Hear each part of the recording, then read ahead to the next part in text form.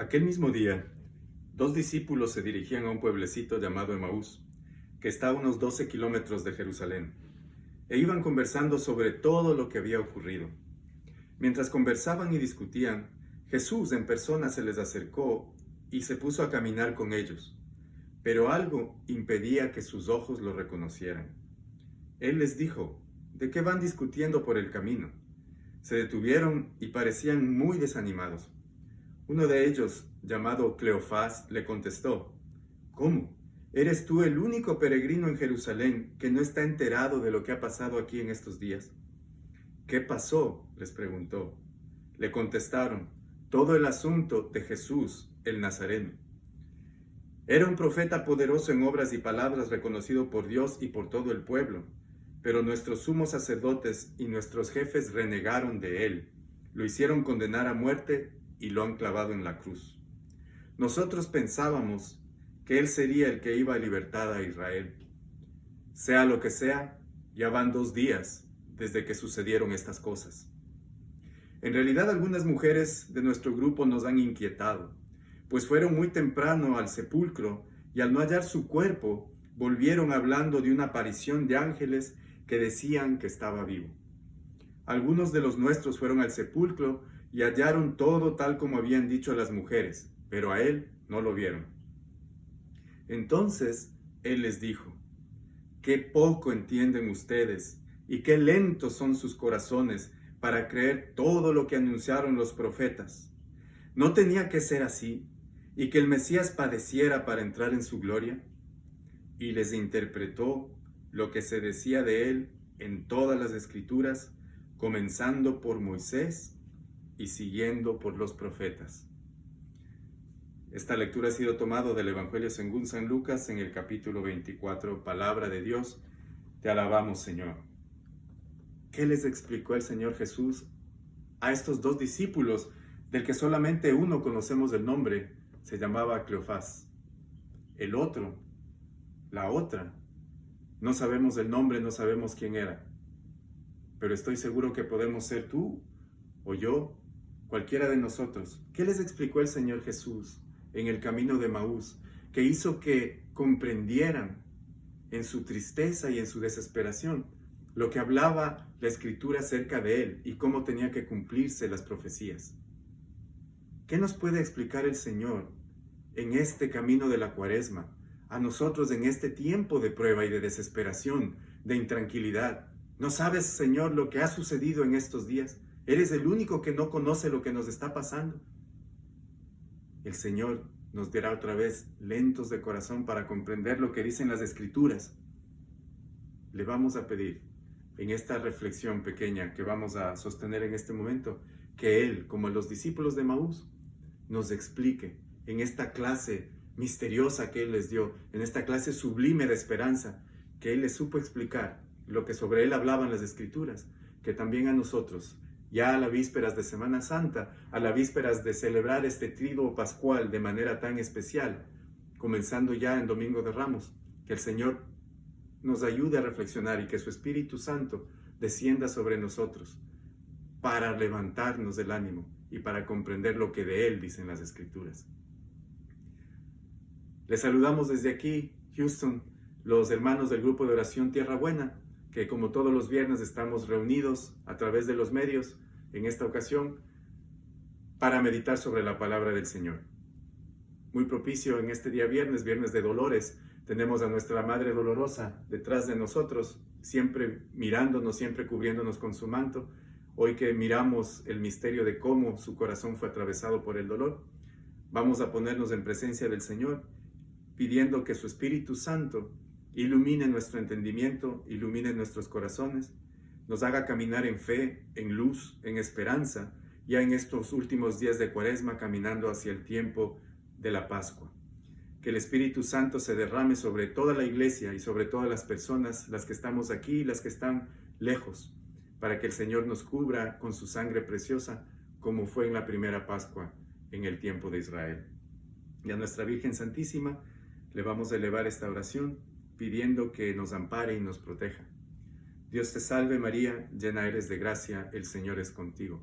Bendita eres entre todas las mujeres, y bendito es el fruto de tu vientre, Jesús. Santa María, Madre de Dios, ruega por nosotros los pecadores, ahora y en la hora de nuestra muerte. Amén. En el nombre del Padre, y del Hijo, y del Espíritu Santo. Siempre me inquietó muchísimo qué les explicó el Señor Jesucristo a los discípulos de Emaús. ¿Cómo pudo en un camino que dice 12 kilómetros, más o menos 12 kilómetros caminando rápido lo tienen que haber hecho en unas 2 horas y media? En 2 horas y media, junto al Señor Jesús caminando, Él les explica las Escrituras y les explica los misterios, comenzando en Moisés, dice, pasando por los profetas, hasta llegar a Él. Quiero proponer en esta noche esta reflexión, que la explicación del Señor comenzó precisamente en el tiempo del éxodo de los israelitas.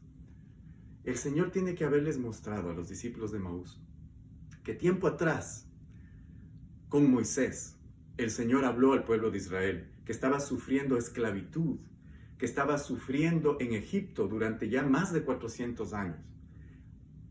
Que este pueblo que había sido nombrado pueblo de Dios, que habían puesto toda su esperanza, que se sentían el pueblo elegido, que el Señor había hecho un pacto con ellos y les había entregado una tierra y les había dicho que van a multiplicarse sobre toda la tierra, pues ahora estaban esclavizados.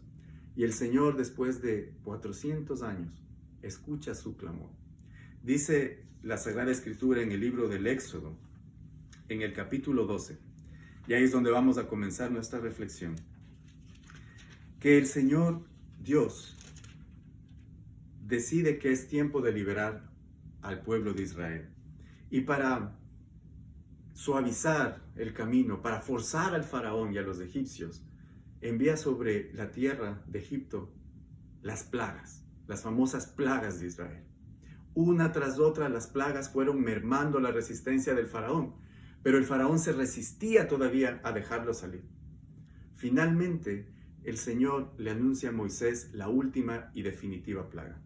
Le dice que va a sacrificar a todos los primogénitos de Egipto, animales y humanos. Solamente iba a rescatar a aquellos a los que en su casa estuviera puesta la sangre de un cordero, la sangre del cordero pascual. Le da claramente instrucciones a Moisés y le dice: ustedes celebrarán la Pascua de los panes ácimos, que es el día en que hice salir a Egipto de vuestros ejércitos. Ustedes celebrarán ese día de generación en generación, y será un rito para siempre. Moisés llamó a los jefes de Israel y les dijo: no demoren en buscar una res para las familias o un cordero, e inmolen para la Pascua. Tomen un manojo de hisopo mojado con la sangre y marquen los 2 postes y la parte superior de la puerta. Luego ninguno de ustedes saldrá, porque de su casa hasta la mañana. Egipto, llevando la plaga y al ver la sangre en la entrada, pasará de largo el ángel de la muerte y no permitirá que el exterminador entre en sus casas y los mate. Ustedes observarán este rito, y también lo observarán sus hijos para siempre. Estas mismas ceremonias las harán cuando entren en la tierra que Yahvé les dará como les tiene prometido. Y cuando sus hijos les pregunten qué significa este rito, les responderán: este es el sacrificio de la Pascua para Yahvé, que pasó de largo por las casas de los hijos de Israel en Egipto, cuando mató a los egipcios, dejando a salvo nuestras casas. Al oír todo esto, el pueblo se postró y adoró. Palabra de Dios, te alabamos, Señor. El Señor Jesús tiene que haber comenzado explicándoles a los discípulos de Emaús que desde la Pascua el Señor liberó al pueblo de Israel de Egipto y los llevó a través del desierto, les hizo atravesar el Mar Rojo, les dio a beber, les dio maná y los llevó hasta el pie del monte Sinaí. Y en el monte Sinaí el Señor entrega los 10 mandamientos a Moisés y celebra una alianza con el pueblo de Israel, un pacto. Dice la Sagrada Escritura que al bajar del monte Moisés y entregar las tablas de la ley con los mandamientos escritos de puño y letra del Señor, el pueblo de Israel hizo un sacrificio sobre un altar de animales y comieron de esos animales. Para el Señor, para Dios, esta alianza que se firma con el sacrificio de animales no es solamente por matar un animal, sino que esta alianza que el Señor hace con Moisés y el pueblo de Israel establece un vínculo familiar. Ya dirá Ezequiel, dirá Jeremías, Israel es el hijo primogénito de Dios. También en otra parte de la escritura dice Israel es la novia de Dios. Es decir, el Señor a través de esta alianza que hace con Israel quiere establecer un vínculo familiar, quiere ser familia, quiere ser de la misma sangre con su pueblo, con sus hijos. Quiere volverlos a ser criaturas de Él. El pueblo de Israel celebró, como había sido ordenado, la Pascua y se sigue celebrando la Pascua porque es un mandamiento eterno. La Pascua debe celebrarse, dice el capítulo 12 que acabamos de leer, eternamente. A donde vaya el pueblo de Israel, a donde vaya tiene que celebrar la Pascua. Precisamente, el pueblo de Israel a través de los siglos fue celebrando esta Pascua, tal como la había establecido el Señor, y fueron aún más perfeccionando. El Señor fue entregándole su palabra y sus leyes, y se establecieron muchos sacrificios diarios, sacrificios temporales, sacrificios anuales, pero la Pascua se mantuvo y se mantiene como la cumbre de todos los sacrificios, como la fiesta excepcional del año, la fiesta más importante del calendario, en donde se recuerda la liberación del pueblo de Israel de la esclavitud de Egipto. El pueblo de Israel celebró por siglos esta Pascua, como se había dicho, y estableció una ceremonia, una liturgia para la celebración pascual. Esta misma liturgia que se hizo por siglos se hacía en el tiempo del Señor Jesús.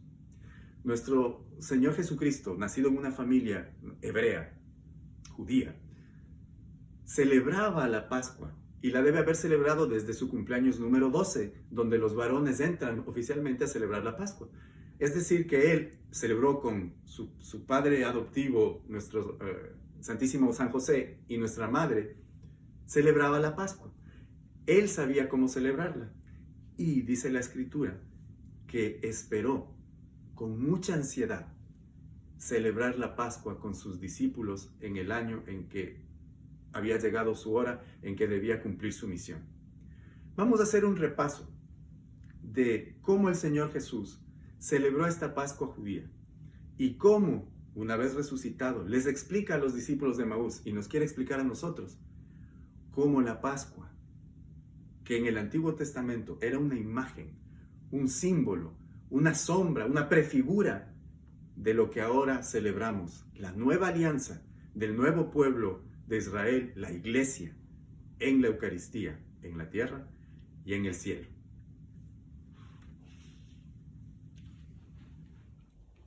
El pueblo de Israel celebró y celebra la Pascua de la misma manera durante todos estos siglos. De hecho, las comunidades judías hoy en el siglo XX, en el siglo XXI, celebran la Pascua con un libro que se conoce como el Haggadah, en el cual está la liturgia, el rito del Seder. Ese es el rito que ellos llevan para la celebración de la cena pascual. Hay que recordar que la cena pascual judía no es una cena cualquiera, sino es una liturgia, es una celebración que tiene un orden específico, no se hace lo que cada quien quiere. Para la cena pascual judía, ellos tienen una mesa muy parecida a esta, ¿no? Que nos recuerda más o menos un altar. Nos recuerda, tiene velas, va a tener aquí el procedimiento que se llama el Seder, que es la liturgia de ellos. Tiene tres panes ácimos que están envueltos en un paño blanco y tienen una copa en la cual se va a servir el vino 4 veces, porque ellos van a compartir, van a tomar 4 copas. Pero para empezar, lo primero que hacen los judíos es encender las velas. Las mujeres de la casa encienden las velas. ¿Por qué encienden las velas los judíos? No es ninguna superstición, ni es queriendo decir que ellos piden que la luz brille en las tinieblas. Quieren separar las tinieblas en su vida. Quieren dejar las tinieblas para vivir en la luz.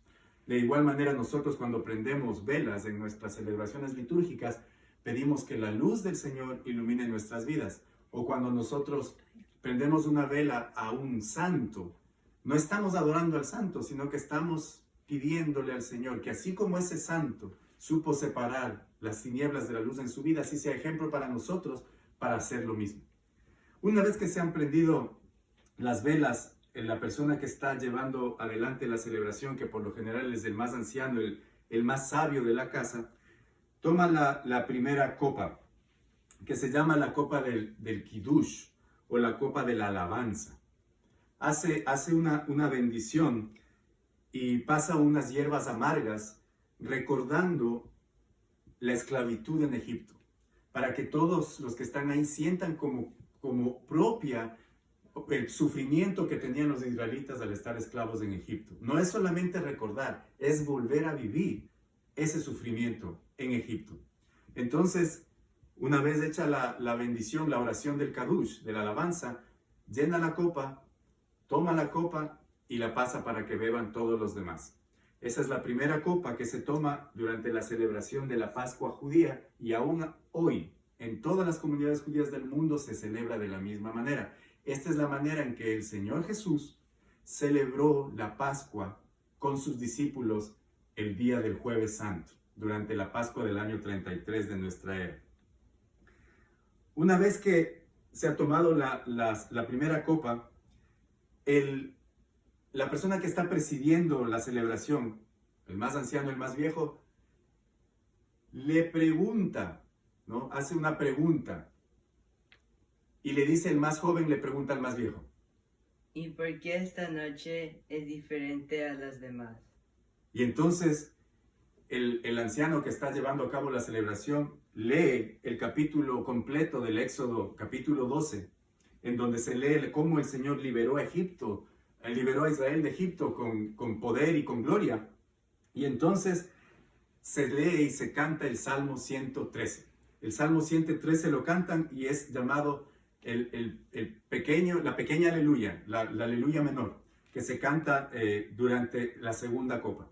Luego llena la copa y procede a pasar la copa con todos una vez que él también ha bebido. Esta es la segunda copa que se ofrece. Luego que la segunda copa ha sido bebida por todos, pasa a los panes.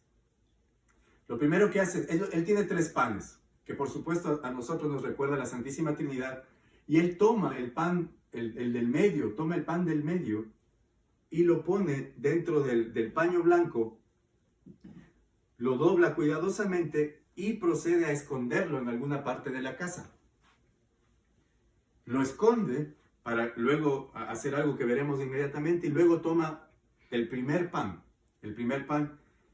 y dice: bendito sea Señor Dios del universo por este pan, fruto de la tierra y del trabajo del hombre. Esa es una oración que está en el Seder y que se ha hecho por siglos y siglos, lo ha hecho el pueblo judío al celebrar la Pascua, que es exactamente la misma oración que nosotros, los cristianos católicos, decimos en la celebración de la Eucaristía.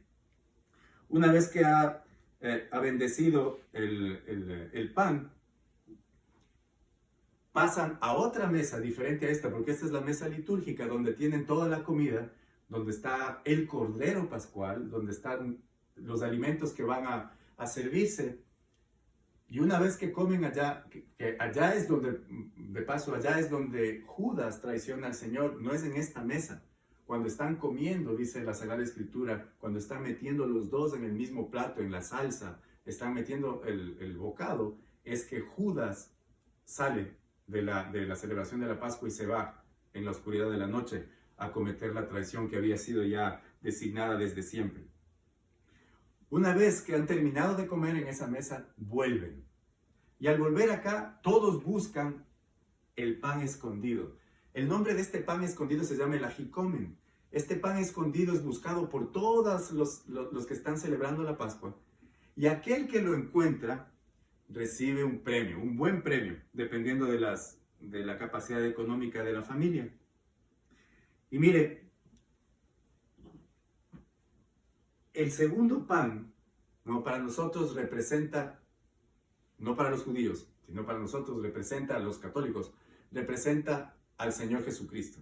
Mire cómo es. Ha sido escondido y ha sido envuelto en un paño blanco y enterrado. Y aquel que lo encuentra recibe un premio. De igual manera, el Señor Jesús fue enterrado, fue sepultado, ha resucitado. Y aquel que encuentra al Señor tiene la vida eterna. Una vez que han partido el pan, toma la tercera copa, que es la copa de la bendición, la bebe y la pasa para todos.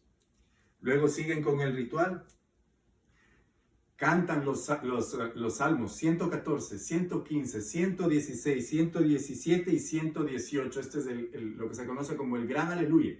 Y cantan estos salmos todos juntos. Y una vez que han cantado esos salmos, proceden a la cuarta copa. La cuarta copa es la copa de la consumación. La copa de la consumación. Es la copa que recuerda la venida del Mesías que tanto están esperando. Se llena, la bebe el que está celebrando y la pasan a todos los que están reunidos para la Pascua. Hay una quinta copa que se llena pero nadie la toma, es la copa de Elías. Y esa copa se llena y nadie la toma porque hay una tradición muy antigua que antes de que venga el Mesías ha de venir Elías. Y entonces la ponen para que cuando venga Elías, ¿no?, antes del Mesías, esté una copa preparada para él. Se llama la copa de Elías, pero esa copa no la toman. Se queda servida y se termina la celebración de la Pascua. Ahora bien, esta es la explicación de cómo celebran los judíos. Esta es la misma cena pascual que el Señor Jesús reunió a sus discípulos en el piso alto para celebrar la Pascua el día que nosotros conocemos como Jueves Santo. El Señor comenzó de la misma manera. El más joven que estaba reunido ahí era Juan. Le preguntó a él por qué esta noche es diferente a todas las demás noches. El Señor, que era el más sabio, leyó el libro del Éxodo. Empezaron por la primera copa. La segunda copa, todo estaba en orden y correcto como debía ser, como establecía la liturgia del Seder. Pero cuando llegan al pan, cuando regresan de la mesa de la comida y traen el ajicomen, el Señor toma ese pan que había estado escondido y que ha sido encontrado, toma ese pan y pronuncia unas palabras que no están dentro de la celebración judía, dentro del Seder. Y les dice: tomen y coman todos de este pan, que este es mi cuerpo, que será entregado por ustedes. Y parte el pan y se los pasa a los 12 discípulos, a los 12 apóstoles que están reunidos ahí celebrando la Pascua con él. Los apóstoles inmediatamente notan que esta es una frase que no está incluida en el ritual. Esto no es algo normal. Pero por respeto seguramente no le dicen nada al Señor, o al menos en el Evangelio no se dice que lo hayan interrumpido. Sigue el Señor Jesucristo. Y nuevamente cuando toma la tercera copa después del pan, introduce unas palabras que no son parte de la cena pascual judía. Y dice: tomen y beban todos de este vino, porque esta es mi sangre, sangre de la alianza nueva y eterna, que será derramada por ustedes y por todos para el perdón de los pecados. Y les dice: hagan esto en memorial mío. Todas estas palabras no están dentro de la cena pascual judía y toman por sorpresa a los apóstoles. Seguro que no sabían qué estaba pasando porque eran palabras nuevas y además palabras incomprensibles para ellos.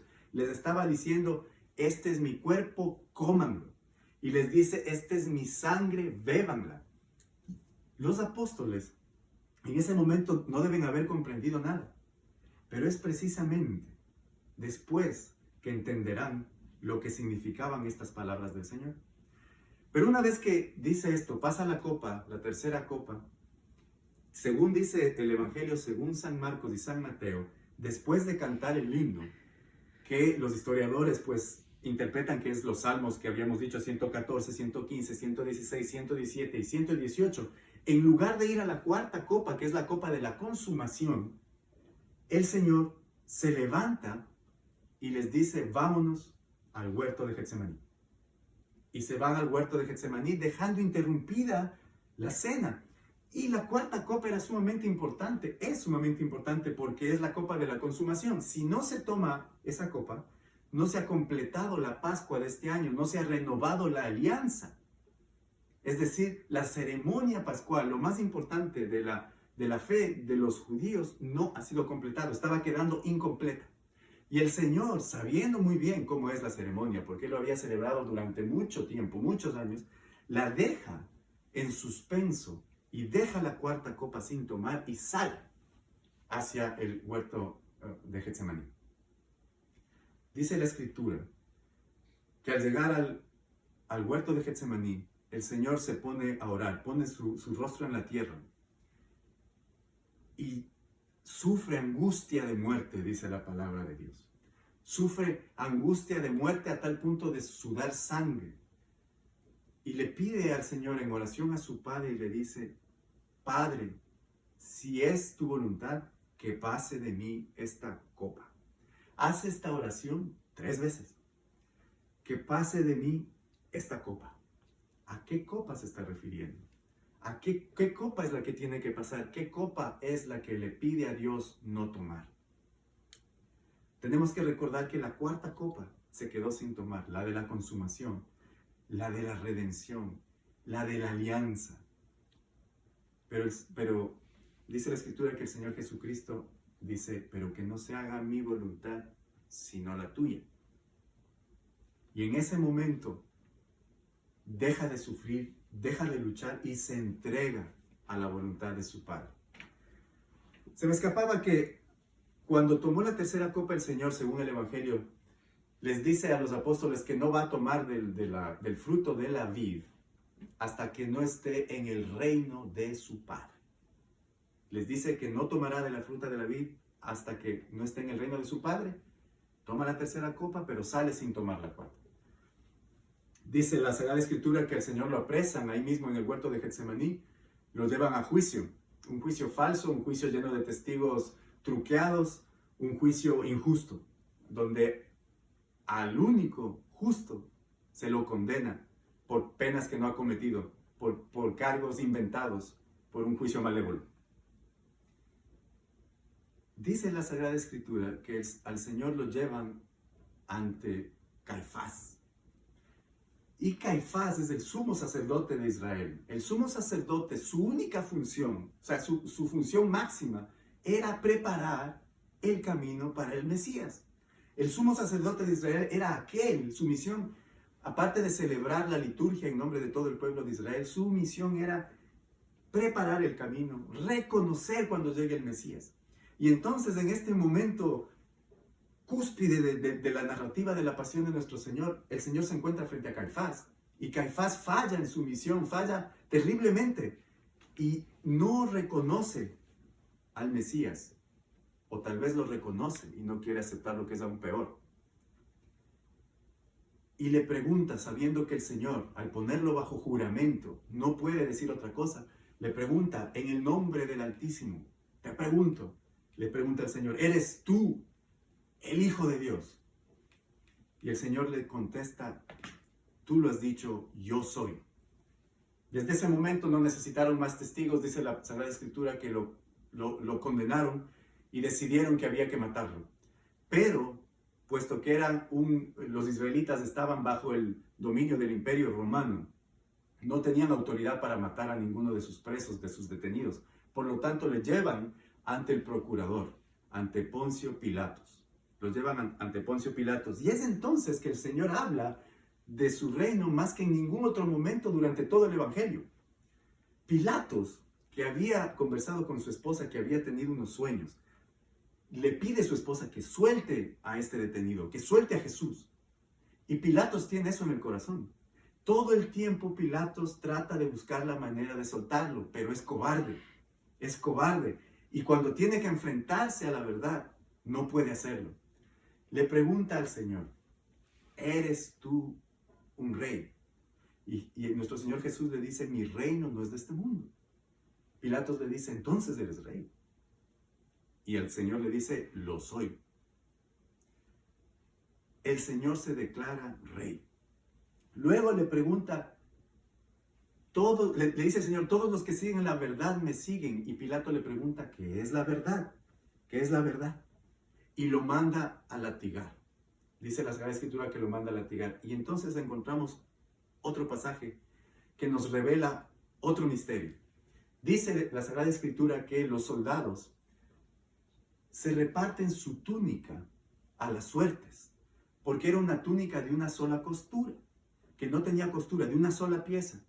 Y la palabra que utiliza en el griego original la Sagrada Escritura para describir esta túnica era un quitón. Y esa es exactamente la misma palabra traducida al hebreo que en el libro de Levítico se refiere a la vestidura que usaba el sumo sacerdote de Israel. Es la vestimenta del sumo sacerdote. Es decir, en este encuentro con Pilato el Señor está revelando que Él es rey. La túnica de una sola costura revela que Él es el sumo sacerdote. Y se revelará que Él es el Cordero de Pascua, porque ¿quién mejor que Juan, el evangelista, que desde el principio lo presenta como el Cordero de Dios que quita el pecado del mundo y el que estuvo caminando con el Señor hasta el momento de la cruz para contarnos lo que pasó al pie de la cruz? Solo Él, como testigo presencial, junto con María Santísima y otras mujeres, estaban ahí al pie de la cruz para mirar las últimas palabras del Señor. En el momento que el Señor ha sido crucificado, en el momento que está en la cruz agonizando,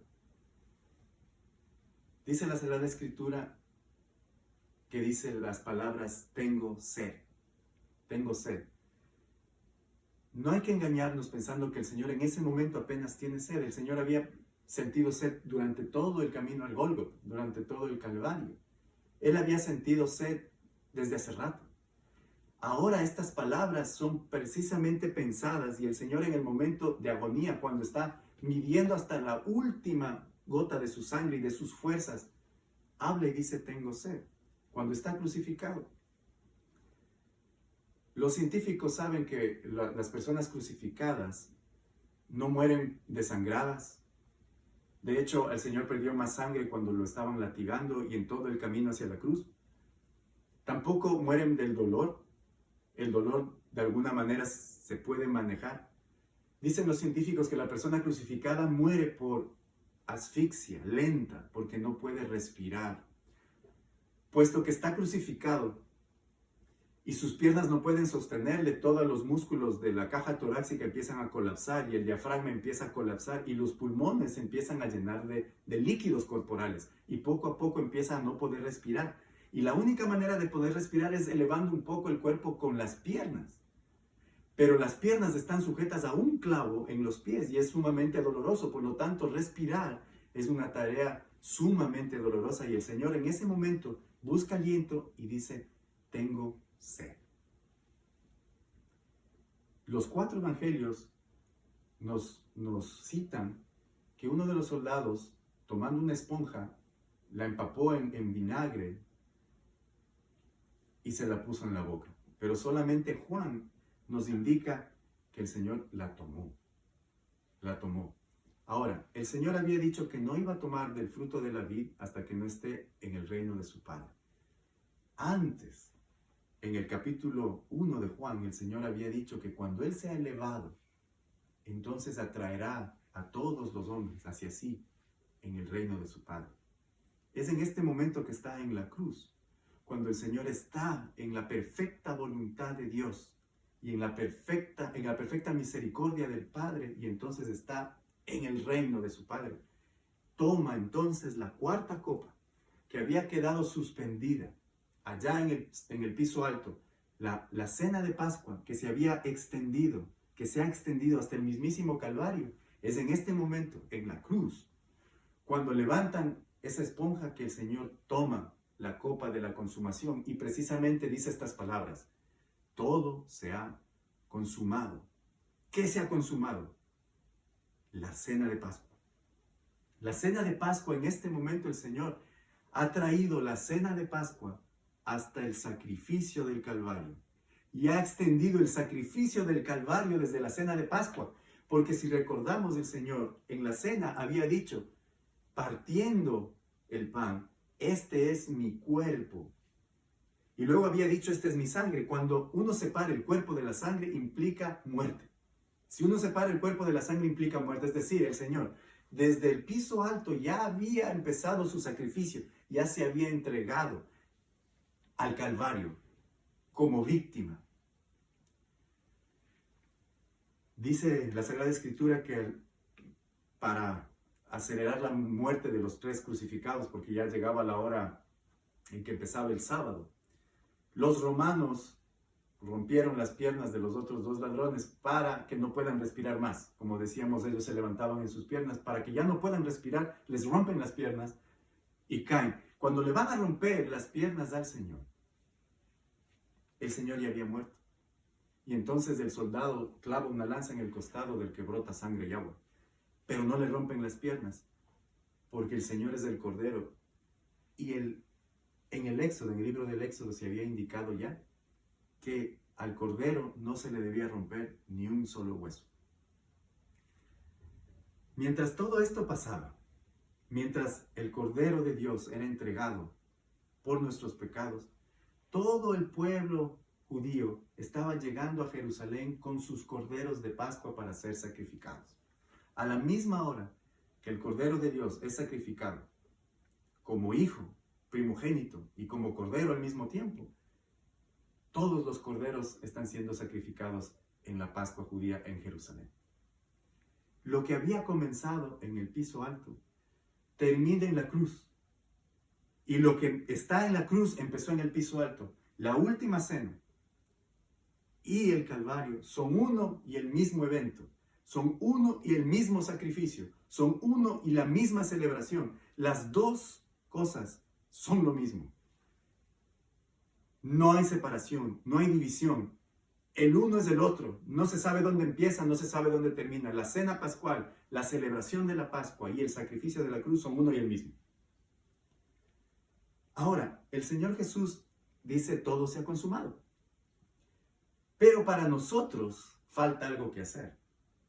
Porque la orden del Éxodo decía que se celebre la Pascua para siempre. Y lo que había que hacer por orden expresa de Dios era comerse al Cordero. Había que comer del Cordero de Pascua. Si no se comía el Cordero, no se renovaba la alianza, no se renovaba el pacto. Por lo tanto, a los apóstoles, a la iglesia, a nosotros nos queda aún comer el Cordero.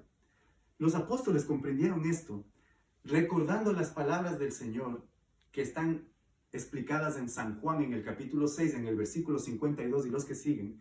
Es el discurso del pan de vida. El Señor les dice, yo soy el pan que ha bajado del cielo. El que come de mi carne tiene vida eterna. El que bebe de mi sangre tiene vida eterna. Entonces, los que estaban escuchándole se preguntaban, ¿cómo éste puede darnos de comer de su cuerpo y de su sangre? No hay quien soporte estas palabras. Dice la Sagrada Escritura que muchos de ellos abandonaron al Señor Jesús. Muchos discípulos se fueron.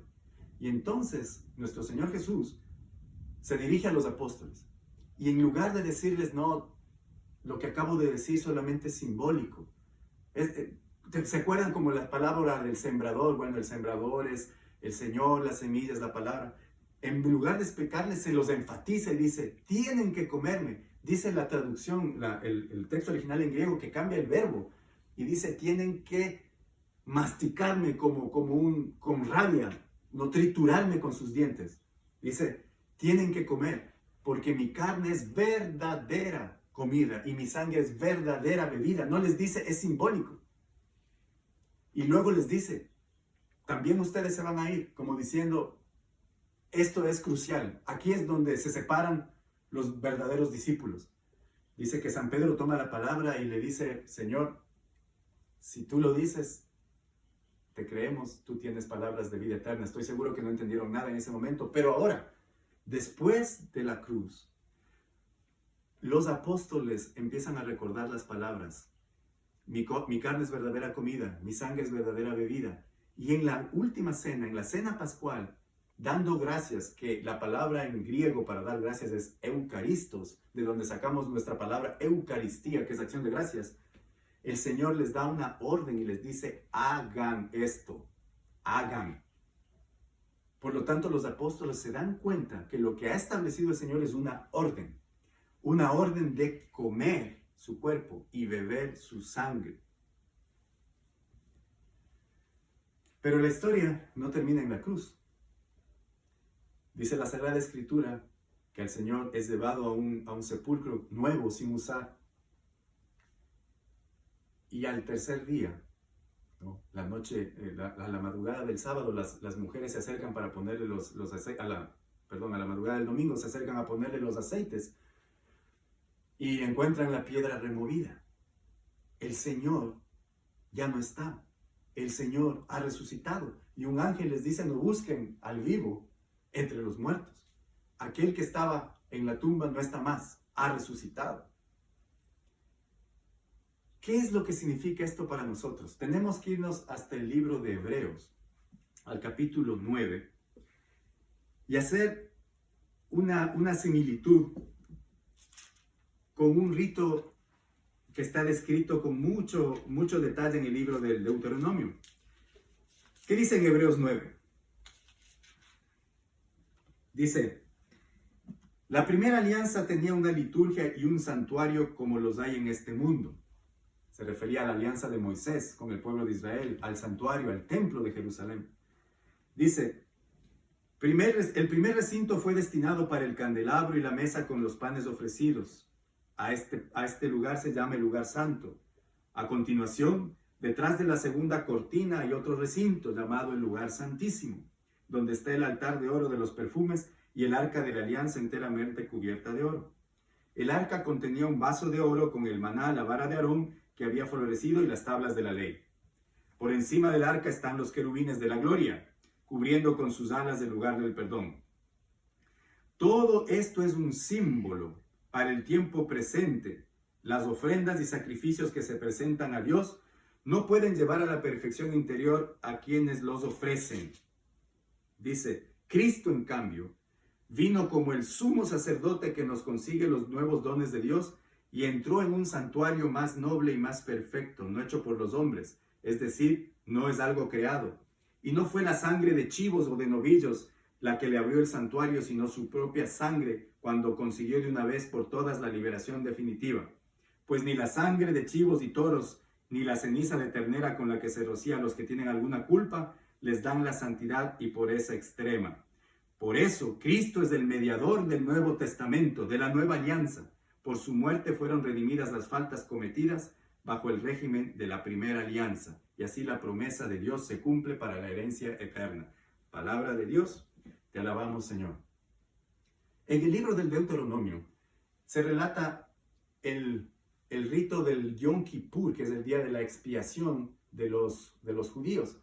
En este rito que es ha sido dado por Dios a los judíos, el sumo sacerdote tiene que presentarse ante el pueblo, tomar un cordero, degollarlo, regar la sangre del cordero sobre el pueblo, y entonces tiene que entrar con la sangre del cordero en un recipiente al templo, hacia el lugar santísimo, que es el lugar donde nadie podía entrar, solamente el sumo sacerdote, una vez al año solamente, luego de hacer un proceso de purificación.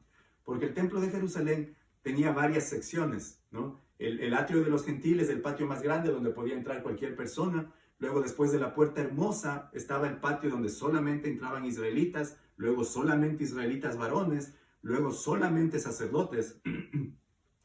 Y luego estaba el santo de los santos, donde ingresaba solamente el sumo sacerdote una vez al año. Pues el día de Yom Kippur, el sumo sacerdote tomaba la sangre de este cordero sobre el cual había impuesto las manos y sobre el cual había descargado todos los pecados del pueblo, tomaba la sangre del cordero y entraba al lugar santísimo, que según nos dice la Escritura, estaba detrás de una cortina que el Señor había mandado a colocar después del pecado en el Sinaí, después que el pueblo se rebeló y adoró al becerro de oro. El Señor mandó poner una cortina para no comunicarse con su pueblo.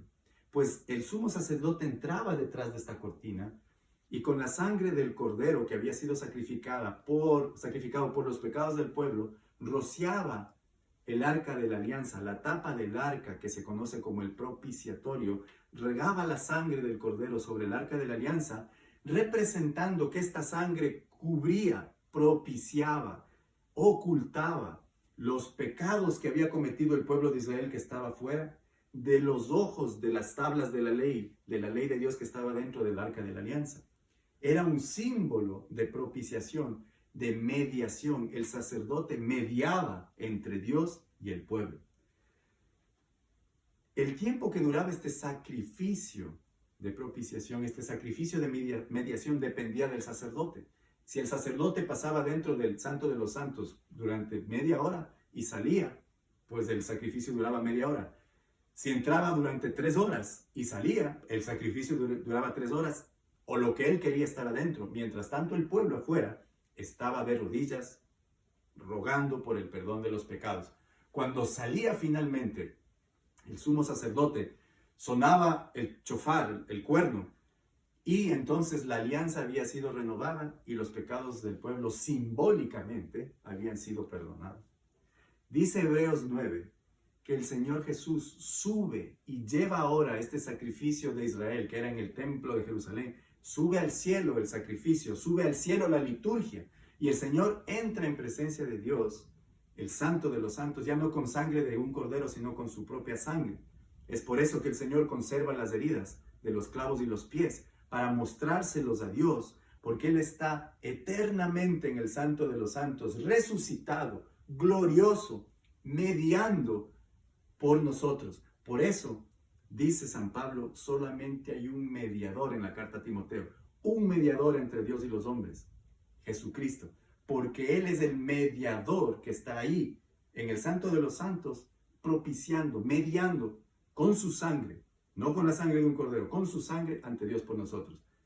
Hay que reconocer, hay que distinguir mediador de intercesor. Nuestro Señor es el único mediador, no es el único intercesor. No hay que confundir los términos. Intercesores somos los unos por los otros, los santos y toda la comunidad. Solamente un mediador que tiene la capacidad de ser el sumo sacerdote, el cordero, la víctima y el altar y el rey que está frente a Dios en el Santo de los Santos del cielo. Por eso al resucitar, el cuerpo y la sangre del Señor se hace repartible, se hace consumible en todos los tabernáculos y altares del mundo. Por eso el cuerpo del Señor está presente en realidad, completamente, en cuerpo, sangre, alma y divinidad, en todos los altares del mundo. Porque ese pan que el Señor Jesús en la última cena dijo, este es mi pan, ahora es un pan, cuerpo glorioso, que el Señor nos ha entregado para que nosotros podamos celebrar la Pascua eternamente hasta que Él vuelva con nosotros. Es decir, la celebración de la última cena, donde el Señor establece la Eucaristía, la misa, la orden, donde consagra a sus apóstoles y les da esta orden que ahora le llamamos el orden sacerdotal, porque precisamente es una orden de ir a celebrar la Eucaristía. Con el sacrificio del Calvario y con el misterio de la gloriosa resurrección del Señor que sigue mediando por nosotros, todos estos 3 eventos que acabo de mencionar constituyen uno solo. Es una sola realidad, presente y gloriosa. Y el Señor todavía no ha salido del Santísimo, del Santo de los Santos en el cielo, lo que significa que Él aún sigue mediando, lo que significa que el sacrificio aún no ha terminado. Como cuando el sumo sacerdote de Israel se demoraba lo que tenía que demorarse y salía, en ese momento el sacrificio terminaba. Pero el Señor aún no ha salido del Santo de los Santos, que será cuando Él venga en su segunda venida. Entonces va a terminar el sacrificio. El sacrificio de mediación está vigente, está continuo, no ha terminado. Por lo tanto, cuando se celebra la misa en todas las iglesias del mundo, no se está recrucificando al Señor, no lo estamos volviendo a matar, no está volviendo a sufrir ni está volviendo a sangrar. El Señor está glorioso y resucitado frente al Señor mediando por nosotros. Pero el sacrificio sigue vigente, sigue permanente. Por lo tanto, lo que hacemos en las Eucaristías, en las misas, es la renovación del sacrificio de la cruz. Es como que en una máquina del tiempo todos nosotros nos trasladamos al mismísimo momento, al mismo sacrificio de la cruz. Pero acuérdense, el sacrificio de la cruz es la cena, la pasión, el calvario y la resurrección, todo junto. Por eso la iglesia, en su sabiduría, pone los 3 días, jueves, viernes, sábado de gloria, domingo de resurrección, pone estos como una sola celebración que conocemos como el triduo pascual. Cuando el Padre empieza el jueves, no da la bendición final, no termina el jueves, ni nos saluda, ni nos da una bendición el viernes, sino que continúa como que hubiese sido un solo evento, que de hecho es un solo evento, hasta la noche pascual, la noche de gloria, para resucitar, cuando el Señor Jesús resucita y nosotros aclamamos a Él. Todo esto es lo que el Señor les mostró a los discípulos de Emaús en el camino. Si volvemos de nuevo hacia la lectura de los discípulos de Emaús, que está tomada del Evangelio de San Lucas en el capítulo 24, dice: al llegar cerca del pueblo al que iban, hizo como que quisiera seguir adelante, pero ellos le insistieron diciendo: quédate con nosotros, ya está cayendo la tarde y se termina el día. Entró pues para quedarse con ellos. Y mientras estaba en la mesa con ellos, tomó el pan, pronunció la bendición, lo partió y se lo dio. En ese momento se les abrieron los ojos y reconocieron, pero él desapareció. Entonces se dijeron el uno al otro: ¿no sentíamos arder en nuestro corazón cuando nos hablaba en el camino y nos explicaba las Escrituras? De inmediato se levantaron y volvieron a Jerusalén, donde encontraron reunidos a los 11, a los de su grupo. Estos les dijeron: es verdad, el Señor ha resucitado, se ha aparecido a Simón. Ellos, por su parte, contaron lo sucedido en el camino y cómo lo habían reconocido en la fracción del pan. Palabra de Dios, te alabamos, Señor. Es en la misa, mis hermanos, en la Eucaristía, en la fracción del pan, en donde nos reconocemos como comunidad, donde encontramos al Señor. El sacrificio más completo, la oración más completa. No hay oración más sublime que la Sagrada Eucaristía, porque ahí es donde el Señor, Dios en persona, Jesucristo, se presenta como sacerdote, como víctima y como altar, como el Cordero que está vivo. Y nos invita a esta cena de las bodas del Cordero que San Juan en el Apocalipsis describe con tanta claridad, porque él en el Apocalipsis solamente nos habla de una liturgia que ha sido llevada hacia el cielo, que es la misma liturgia que tenemos aquí en la tierra. Cuando nos acerquemos a este Jueves Santo, Viernes Santo, seguramente lo tendremos que ver por esta situación especial que atraviesa toda la humanidad. Vamos a mirar estas celebraciones por internet, pero eso no tiene nada que ver, porque tal vez esta cuaresma es la cuaresma más sentida que podemos hacer. Porque cuando el Señor iba hacia el Calvario, dice la Sagrada Escritura que apareció uno que se llamaba Simón de Cirene. Y le obligaron a cargar la cruz del Señor. Él no quería, él no tenía nada que ver, él estaba curioseando. ¿Acaso nosotros queríamos cargar esta cruz? ¿No será que el Señor también nos está dando la oportunidad de ser como Simón de Cirene y al cargar su cruz, cubrirnos con su sangre? Dicen que Simón de Cirene tuvo 2 hijos. Uno de ellos se llamaba Rufo, muy conocido en la comunidad de los cristianos de las primeras comunidades. Es decir, este Simón de Cirene, padre de Rufo y de Alejandro, supo encontrar al Señor ahí cargando esa cruz. Si tenemos que cargar esta cruz en estos días, hagámoslo como Simón de Cirene y encontremos al Señor, cubrámonos de su sangre, encontrémosle a Él en el día de la Pascua, porque el Señor así nos ha llamado y así ha querido que vivamos. Vivamos la Eucaristía y sepamos lo que tenemos los católicos. El cuerpo, sangre, alma, divinidad, presencia del Señor, presente en los altares, presente en los tabernáculos, porque así lo mandó el Señor, que coman su cuerpo y beban su sangre para siempre. Eso es lo que nosotros hacemos, celebramos esta Eucaristía, donde el Señor de manera misteriosa, de manera sacramental, está presente en el pan que deja de ser pan y en el vino que deja de ser vino para pasar a ser su cuerpo y su sangre. está presente en cada uno de nosotros. Como católicos, ahora que no podemos asistir presencialmente a la Eucaristía, pidamos del Señor reencontrar en el corazón otra vez el amor primero, como estábamos enamorados cuando recién comenzamos a caminar con Él. Y a los hermanos que han dejado de ser católicos, que han dejado esta iglesia, esta madre, que el Espíritu Santo les ayude a encontrar nuevamente la verdad que está encerrada en las Sagradas Escrituras, la verdad del Señor y su mandamiento y lo que Él ha dicho para que cumplamos para siempre este camino pascual hacia la gloria y hacia la vida eterna. Hermanos, hermanas, que esta Pascua marque la diferencia, que esta Pascua marque un nuevo caminar, que no sea en vano que hemos pasado también encerrados en nuestras casas. De manera espiritual, pongamos la sangre del Cordero en el marco de nuestras puertas, porque el Señor va a sacarnos de aquí hacia la liberación. Celebre la liberación del pecado el día de la Pascua. Amén, amén.